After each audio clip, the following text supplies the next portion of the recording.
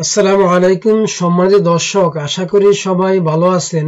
দেশে এবং প্রবাসে যে যেখান থেকে দেখছেন সকলের সুস্বাস্থ্য কামনা করে আজকের পর্বটি শুরু করছি। এখন থেকে আপনি কোনো তথ্য গোপন করে কোনো জমি বিক্রয় ও নামজারি করতে পারবেন না।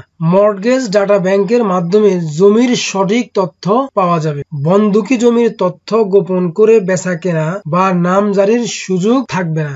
জনসংখ্যার তুলনায় জমির পরিমাণ কম হওয়ায় জমি নিয়ে প্রতিনিয়ত বিভিন্ন ধরনের বিরোধ বেড়েই চলছে।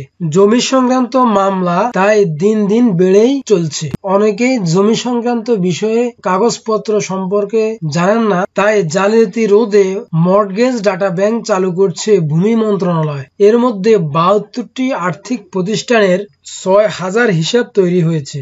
এতে 22,200 জন ব্যক্তির তথ্য অন্তর্ভুক্ত করা হয়েছে। একটি বন্ধক দেওয়া সম্পত্তি বিক্রি হয়ে যাচ্ছে, মানুষ না বুঝে একটা জমি বা একটি সম্পত্তি কিনে ফেলছে, বসবাস শুরু করছে। যখনই উক্ত জমিটি খারিজ বা মিউটেশন বা নামজারি করতে যায়, তখন উক্ত জমিটি খারিজ করতে বা নামজারি করতে পারছে না। দেখা যায় জমিটি বন্ধক দেওয়া রয়েছে ব্যাংকে অথবা অন্য কোনো আর্থিক প্রতিষ্ঠানে। এ সকল সমস্যা থেকে মানুষ মুক্তি পাবে। মর্টগেজ ডাটা ব্যাংকের মাধ্যমে এক জমি দুইবার বিক্রি করতে পারবে না। যদি কোনো ব্যক্তি এক জমি একবার বিক্রির পর আবার বিক্রি করে এবং বিক্রি করতে চায়, তাহলে রেজিস্ট্রি অফিস নাগরিকদের জমির তথ্য অনলাইনে যাচাই করতে পারবে। পাশাপাশি অর্থনৈতিক আদালতের ডাটাবেস ব্যবহার করা যাবে এবং আপনি কোনো জমি ক্রয় করার আগে অনলাইনের মাধ্যমেই উক্ত জমির তথ্য আপনি দেখতে পারবেন। অনলাইন ডাটাবেসের মাধ্যমে যে জমিটি আপনি ক্রয় করতে যাচ্ছেন, উক্ত জমিটি বা উক্ত